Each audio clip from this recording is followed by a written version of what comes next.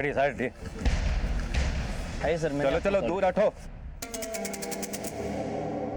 ओ तो ये माजरा है। आदित्य एक काम करो, लाश को पोस्टमार्टम के लिए भेजो और इस कमरे की अच्छे से तलाशी लो। इस आदमी के बारे में सारे डिटेल्स चाहिए। इस आदमी का नाम क्या था? सर इन्होंने अपना नाम विपिन बताया था। आज ही रात उन्होंने वाइफ के साथ चेक इन किया था। वाइफ? वो कहाँ है? पता नहीं सर, इनको इन हालत में देखने के बाद हमने पूरा रिसोर्ट देखा पर उनका कहीं पता नहीं चला।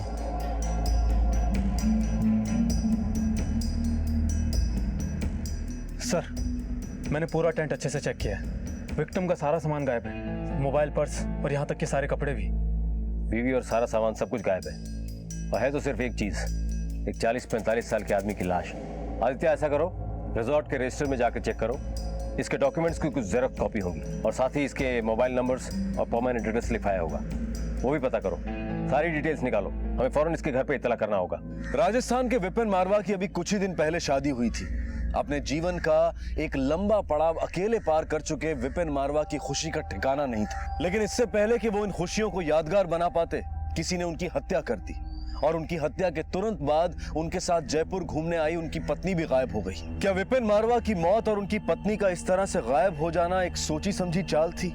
क्या इन दोनों घटनाओं के बीच में कोई संबंध था? कौन था वो शख्स जो विपिन मारवा पर नजर रखे हुए था? क्या विपिन मारवा की मौत एक हादसा था या फिर एक साजिश?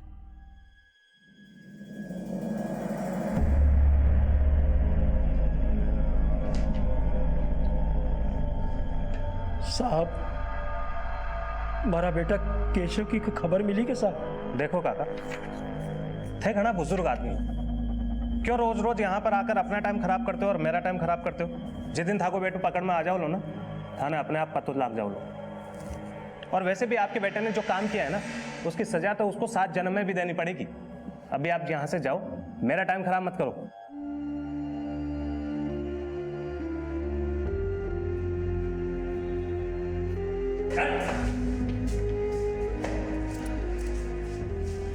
क्या हुआ?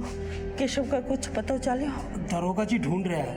वह कह रहा है कि जियाई मिल जासी सबसे पहले आपा ने खबर करसी, आप लोग केशव मिल जासी।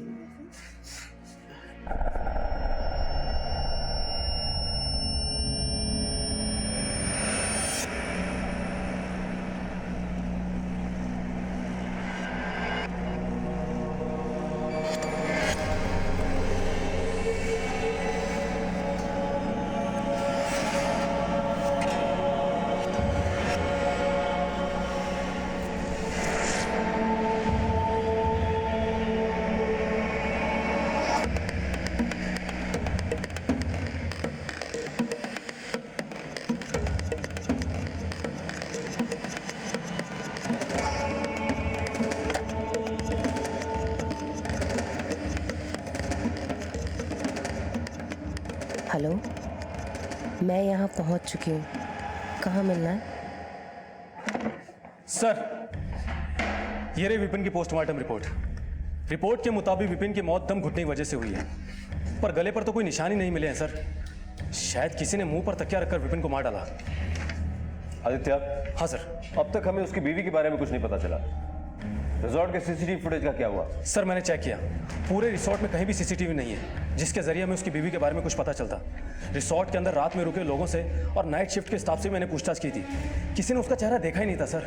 रिसोर्ट के रजिस्टर में विपिन ने पता क्या लिखवाया है? सर अजमेर।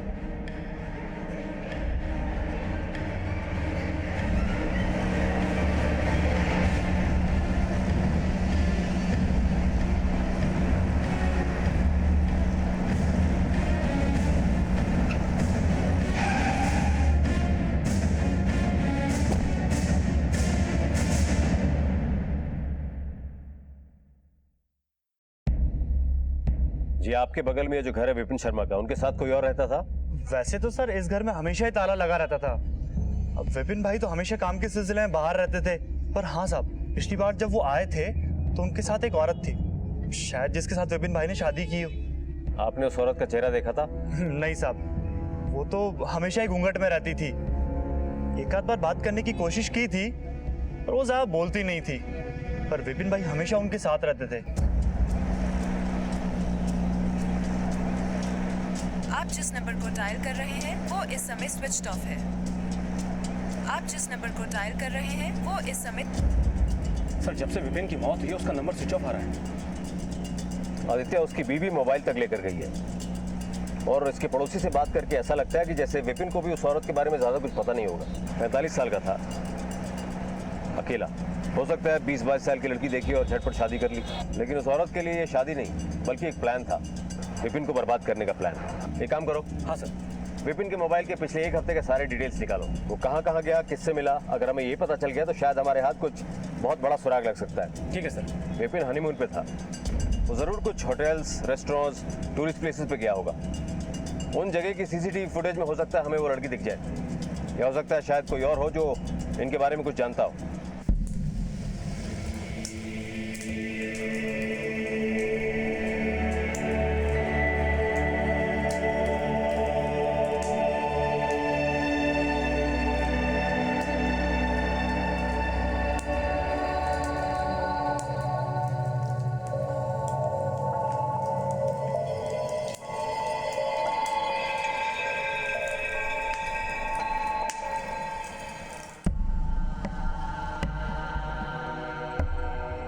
जब पहली बार तुम्हें देखा था ना, तभी तय कर लिया था कि शादी करूंगा तो सिर्फ तुमसे ही।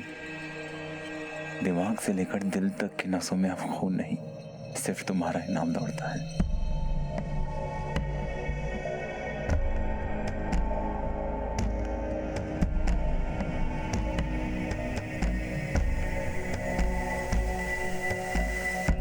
हाँ ठीक है, ओके थैंक्स। सर विपिन का मोबाइल जयपुर में एक्टिव था।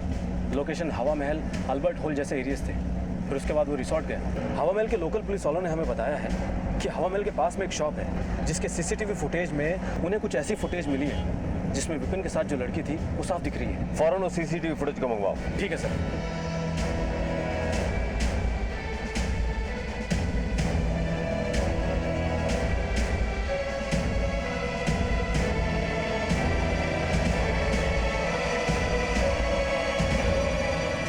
आदित्य इस गेट पे जूम करो। फौरन इस वीडियो से इस लड़की की तस्वीर निकालो और उसको चारों तरफ के पुलिस स्टेशन में सर्कुलेट करो। ठीक है सर। और हाँ, ये भी पता करना कि इस लड़की के खिलाफ कोई केस तो नहीं दर्ज है किसी और थाने में। ठीक है सर। भाभी, भाभी, आई बन्ना।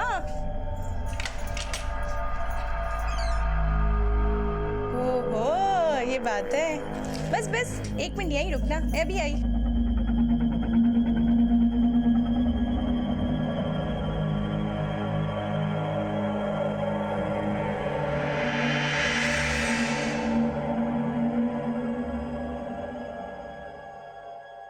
अपना दाहिना पैर आगे बढ़ा के इस कलश को गिराओ और घर में गृह प्रवेश करो।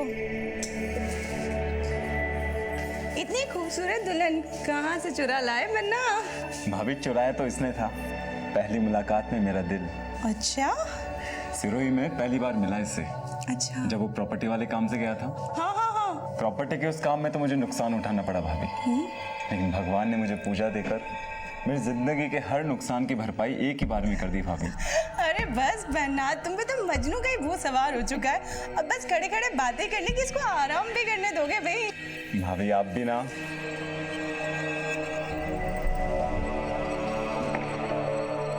सर, राजवाड़ा पुलिस थाने से खबर आई है कि उस लड़की का नाम काजल है, जिसने कई लोगों को लूटा है और बचा हुआ सामान बटोर कर फरार हो गई है।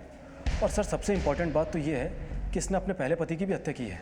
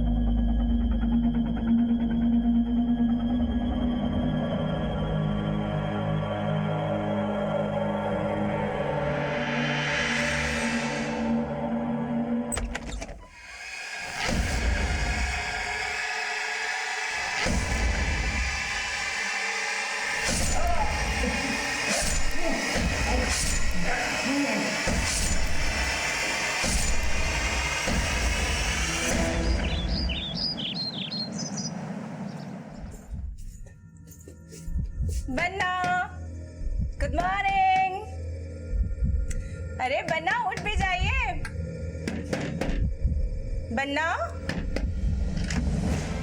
बन्ना।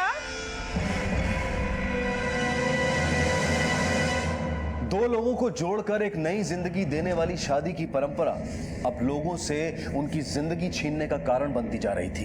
इन सभी केसेस में अलग अलग नाम तो सामने आए थे, लेकिन इन सब के पीछे चेहरा एक ही था। आखिर कौन थी ये काजल जो लोगों को अपना शिकार बना रही थी, और कौन था ये शख्स जो लोगों को इतनी बेरहमी से मौत के घाट उतार रहा था? इन सारे सवालों के जवाब रजवाड़ा में जयपुर पुलिस का इंतजार कर रहे थे।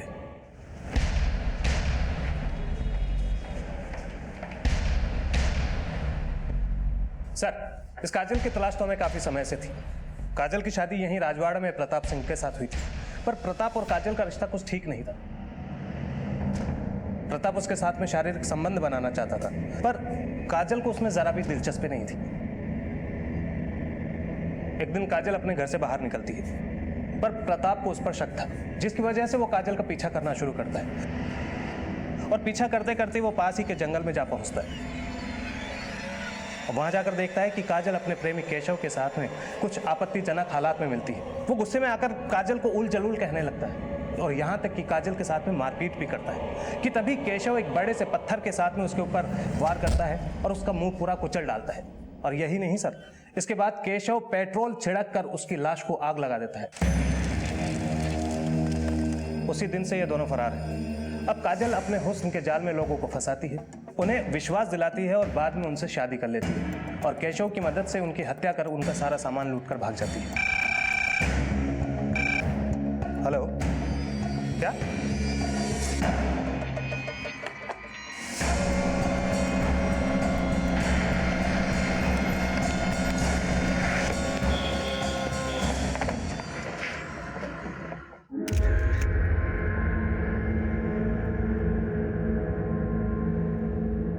बालकनी का दरवाजा खुला हुआ है, इसका तांडव तो बढ़ता ही जा रहा है। Aditya, yes sir. उस लड़की की फोटो है तुम्हारे पास? हाँ। दिखाओ।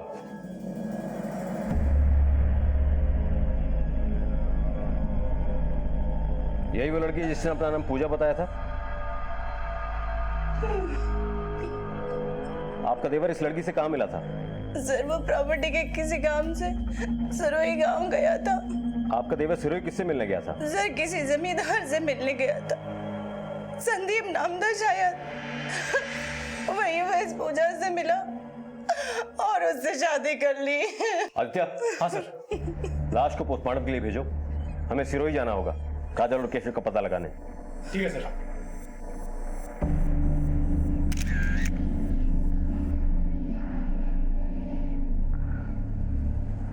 गौर से देखिए इस लड़की को। ये लड़की लोगों को पहले अपने प्यार के जाल में फंसाती है और फिर करती है शादी, और फिर बना डालती है सुहाग रात को मौत की रात। इस कुकर्म में इस लड़की का साथ देता है इसी का बॉयफ्रेंड। अगर कहीं भी ये लड़की दिखाई दे तो इसके भोलेपन में ना फंसे, बल्कि नीचे दिए गए नंबर पे फोन करके पुलिस को सूचित करे। अबे कत्थे भाग रहा है बे? हैं? तन्ने एक बात बताऊं, सांप से ज्यादा जहर। शांत हो जाओ। बड़े बड़े धमाकों के पहले छोटी मोटी चिंगारियों पे ध्यान नहीं देते। अब तक जो मिला वो तो फुलझड़ी थी। इस बार ऐसा खेल होगा कि पूरी दिवाली मनेगी दिवाली। ये मौका हमारे हाथ में ना हमारी किस्मत में आया है, इसे मैं इसी तरह जाने नहीं दूंगा। हाँ साहब, इंतजाम हो गया है। छोरी बहुत चौखो है, ख्याल रखेगी थारो। ऐसी लड़की की जरूरत है मुझे। हाँ भाई, वैसे ही ढूंढी है जैसे थारो को चाहिए थी। बाकी आप नाते के पैसे का इंतजाम रखो, जल्दी उसे लेके आपके गांव आता हूँ। अरे जल्दी से जल्दी आ जाओ, पीसा तो तैयार ही पड़ा है, चिंता क्यों करो हो। पैसे और लालच की नींव किसी भी रिश्ते को खड़ा नहीं होने देती, बल्कि उसे खोखला बना देती है। अक्सर कुछ लोग रिश्तों को बनाने से पहले इस ताक में रहते हैं कि आगे बनने वाले रिश्तों से वो कैसे मुनाफा कमा सकते हैं, और वहीं अगर ऐसे लोगों के हाथों में नाता प्रथा जैसी व्यवस्था लग जाए तो अंजाम बहुत भयानक हो सकते हैं। इस व्यवस्था का दुरुपयोग यहां भी हो रहा था, लेकिन कौन थे वो लोग जिनका चेहरा अभी सामने आना बाकी था? पर बहुत जल्द इस केस की सारी परतें खुलने वाली थी। गिरे जाओ, पेपर तैयार करवाओ। सर, गांव में तैनात हमारे कांस्टेबल से दो बातें पता चली है।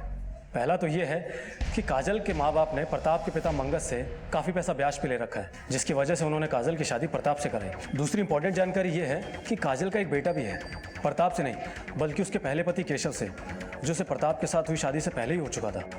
मुझे पहले से ही काजल के परिवार वालों पर शक था। मुजरिम के साथ साथ उसे बचाने वाला भी बराबर का भागीदार होता है। वक्त आ गया है इस जुर्म से उनकी भागीदारी खत्म की जाए।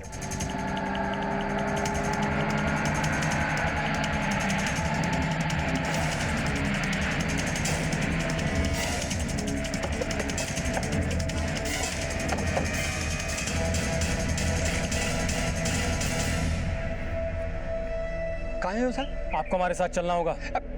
मैं कहीं कौन करूँ साहब? मैं कहीं कौन करूँ? कांस्टेबल, मैं कहीं कौन करूँ साहब? मैंने तो कैसे मैंने हवालात में बताएंगे किसने क्या किया। चलो।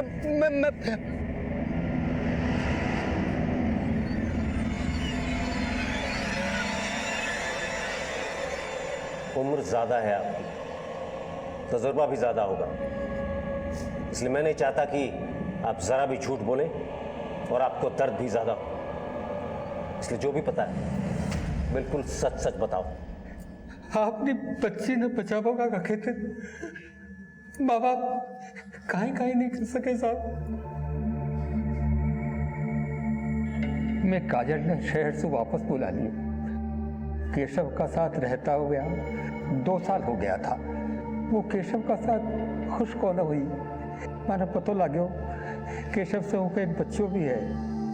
मेरी उन्हें प्यार से समझायो कि बेटा केशव और बी का साथ गुजारा हुआ दिन भूल जा और प्रताप सो नयो नातो कर ले, जिससे मारो कर्जो उतर जाए। मने तो इतना ही बेरो है साहब कि केशव प्रताप ने मारकर जला दियो साहब और काजल ने अपने सागे ले गयो साहब। हमें इतना ही पता है साहब, ये क्या आगे मने कहीं कौन बेरो साहब। तुम्हारी बेटी की वजह से कईयों ने अपनी जिंदगी से हाथ धोया। अब तक वक्त और किस्मत दोनों तुम्हारी बेटी का साथ दे रहे थे, लेकिन कानून ना वक्त को मानता है ना उसके हाथों में किस्मत की लकीर है जिसके आगे वो झुक जाए। तुम लोग जा सकते हो।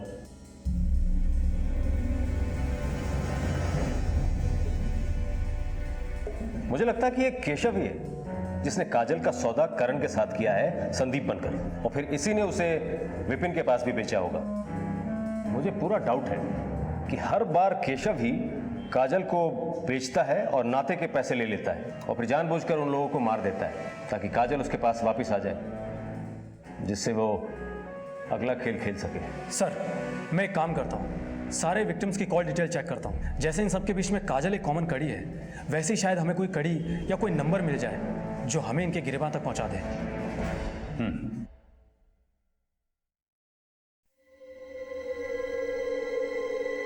मैं जिंदगी से परेशान हो चुकी हूँ। मुझे अब ये सब और नहीं करना। क्या करना है क्या नहीं करना है, इसके लिए सिर्फ हमारी जुबान खुलेगी। थारी जुबान खुलेगी तो सिर्फ हाँ में हाँ मिलाने के लिए, समझी? और वैसे भी इन सब से बच के जाएगी इकट्ठे तू, हैं?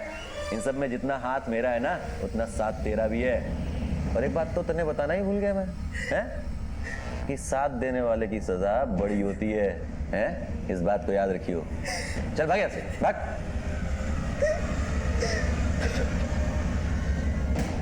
अच्छा ठीक है, हाँ मैं बात करता हूँ। ठीक है, अभी रखता हूँ फोन। ठीक सर, हमारा निशाना एकदम सही जगह पर लगा है।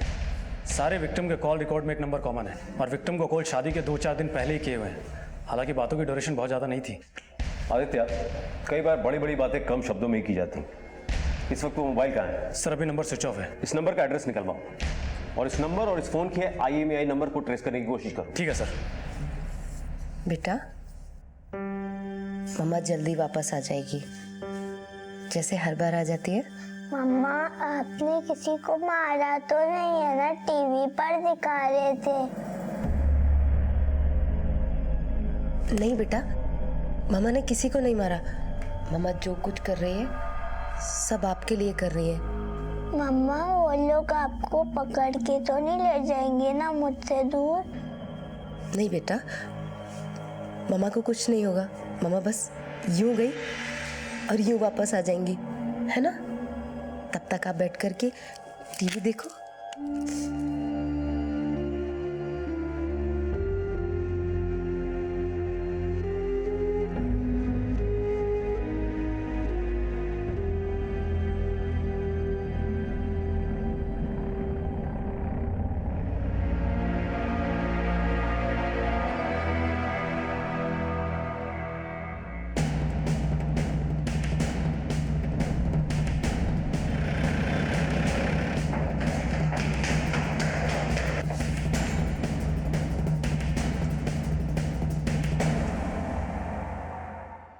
आदित्य, आसपास के घरों में पता करो, हो न हो उन्हें यहां जरूर देखा गया होगा। एक्सक्यूज मी, आप इसी अपार्टमेंट में रहते हैं? हाँ सर, मैं यही रहता हूँ। ये कॉर्नर वाला फ्लैट किसका है? ये कॉर्नर वाला फ्लैट तो प्रताप भाई का घर है। आपने इन दोनों को यहाँ पे आते जाते देखा है कभी? हाँ सर, मैंने इस लड़की को तो यहाँ हमेशा आते जाते देखा है, पर मैंने इस लड़की को कभी यहाँ पे आते नहीं देखा। Thank you.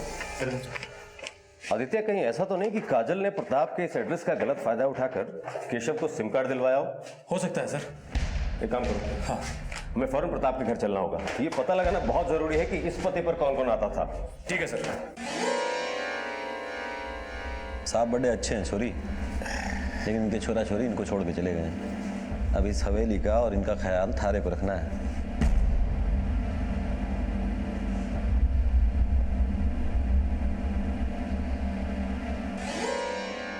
ले चाल, मैं तने मारी हवेली दिखाऊं।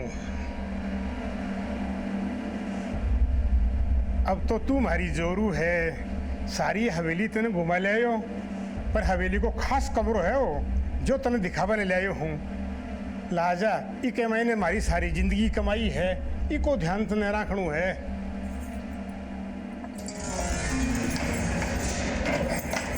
आ मारी जिंदगी कमाई है।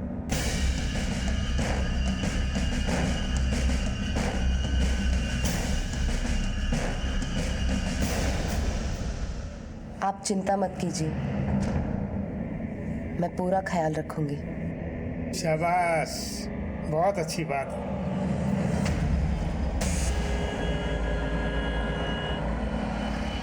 आदित्य, ये दूसरा आदमी कौन होगा काजल के साथ जो? आदित्य, हाँ सर, फौरन उस पड़ोसी को फोन लगाओ। ठीक है सर।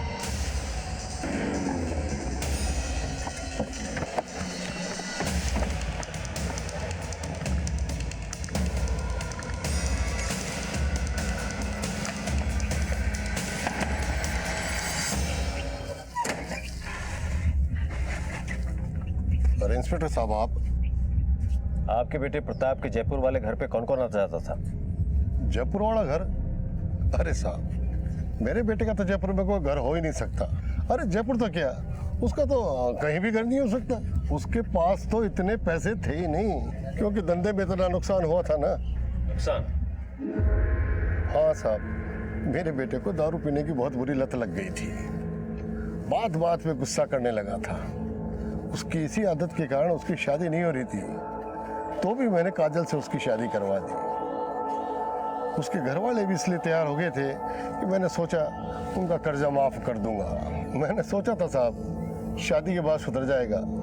अरे क्या जरूरत थी उस केशव से उलझने की, आखिर मार दिया ना उस केशव ने मेरे बेटे को।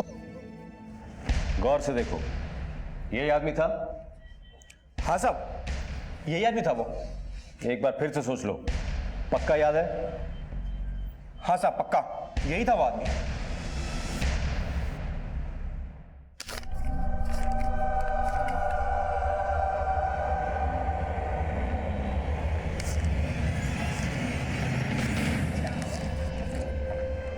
वाह जी वाह, यहाँ बैठ के पैसे गिने जा रहे हैं। कहाँ से आए पैसे? आशा करता हूँ कि अब आपकी जुबान से वही निकलेगा जो मैं सुनना चाहता हूँ। साफ साफ बोलो, पैसे कहाँ से आए? काजल कहाँ है?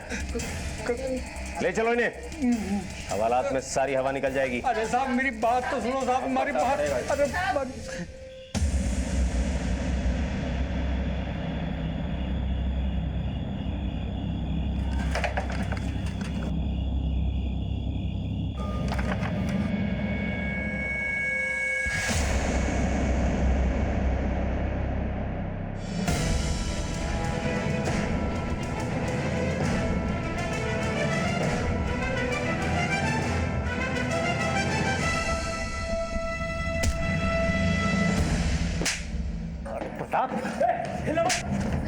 तू है या तेरा भूत है ये?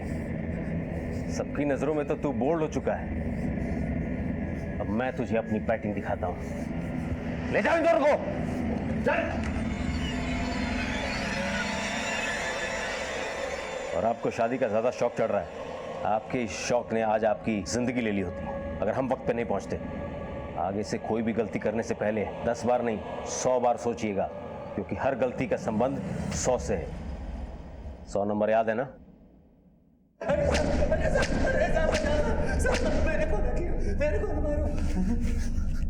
तू तो बड़ी चालाकी से अपना काम कर रहा था। वो तो तेरी किस्मत थोड़ी खराब निकली। उस सीसीटीवी फुटेज में जैसे ही मैंने तेरा चेहरा देखा। आदित्य, इस गेट पे जूम करो।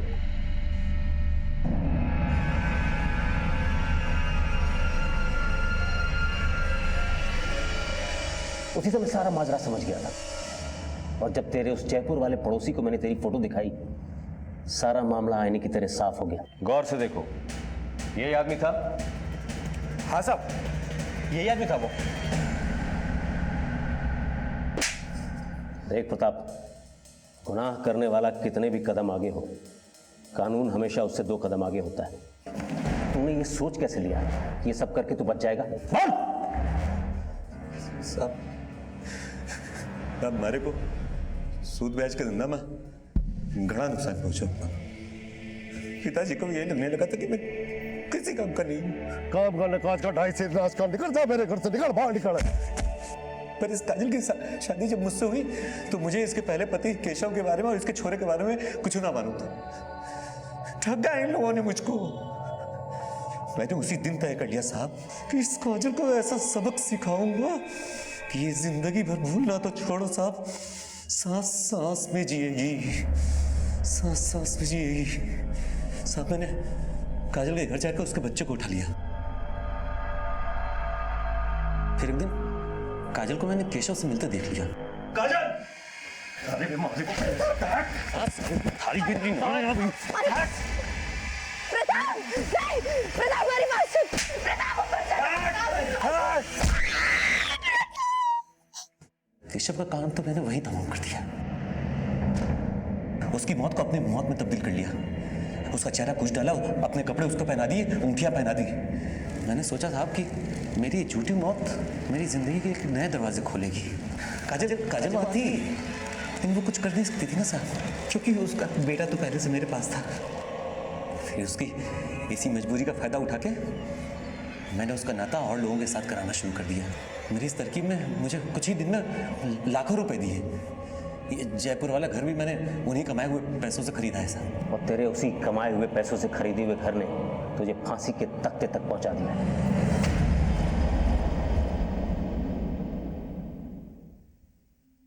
साहब, मैं आपका शुक्रिया किन शब्दों में करूं, मुझे नहीं पता साहब। आपने मुझे उस नर्क जैसी जिंदगी से मुक्त करा दिया। मेरे घर वालों ने, मैं शहर से वापस गांव अपनी माँ से मिलने गई। उन पर काफी कर्ज था। माँ ने मुझसे कहा कि मैं प्रताप से शादी कर लूं तो सब ठीक हो सकता है। मैंने प्रताप से शादी करने के लिए मना कर दिया। इस बात पर मेरे घर वालों ने मुझे और मेरे बेटे को मारना पीटना शुरू कर दिया। मुझे धमकी दी कि अगर मैंने ऐसा नहीं किया तो मेरे बेटे को मार डालेंगे। मेरे पास कोई रास्ता नहीं था। मुझसे कहा कि प्रताप से शादी के बाद मैं चाहूं तो केशव के पास वापस जा सकती हूँ। मैंने प्रताप से शादी कर ली। एक दिन मैं केशव से मिली। मैंने केशव को कहा, मुझे इन सब से दूर ले चलो, लेकिन उस प्रताप ने। काजल, मैं तुम्हारी हालत समझ सकता हूं, पर तुम्हें शुरू में ही कानून का दरवाजा खटखटाना चाहिए था। तब शायद तुम्हें ये सब सहने की जरूरत नहीं पड़ती और कितने ही लोगों की जान भी बच जाती। लेकिन अब तुम प्रताप के पाप के हिस्सेदार हो और पाप का हिस्सा जिंदगी को कई हिस्सों में बांट देता है।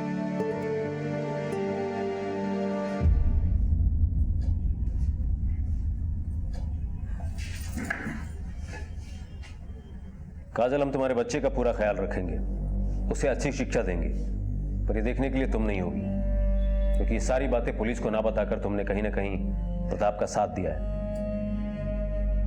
इस साथ में भले ही तुम्हारी रजामंदी ना हो, पर कानून की नजर में तुम भी एक मुजरिम हो। हवलदार, बेटा खूब पढ़ना लिखना, खूब बड़ा आदमी बनना। जब आप बड़े हो जाओगे ना तो अपनी मम्मा को लेने आना।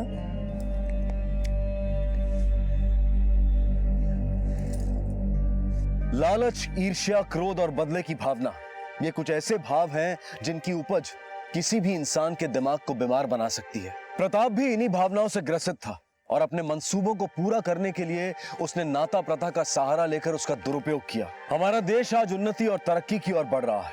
हमारा देश अपने आप में आज कई चीजों में सक्षम कहलाता है और वहीं हमारे यहाँ नाता प्रथा और ऐसी कई और प्रथाओं का प्रचलन भी है। अगर ध्यान न दिया जाए तो रीतियों को कुरीतियों में बदलने में देर नहीं लगती। अब मैं अनूप सोनी आपसे विदा लेता हूं। फिर मुलाकात होगी अगले एपिसोड में एक और चौंका देने वाले केस के साथ। तब तक अपना और अपने परिवार का ख्याल रखें और देखते रहें क्राइम पेट्रोल डायल 100। सबक एक को, सीख हम सबको। जय हिंद।